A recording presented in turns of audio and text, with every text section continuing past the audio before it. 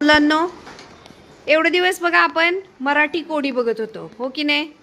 हां, आज आपण इंग्लिशचं रिडल बघूया. मी विचारते, तुम्ही आन्सर सांगायचं. हां, विचार करायचा आणि उत्तर देण्याचा प्रयत्न करायचा. काय बघा, I live in jungles, I live in jungles, I am clever, my name begins with F.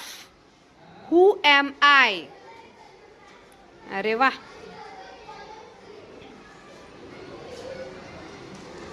Samruddhi. Fox.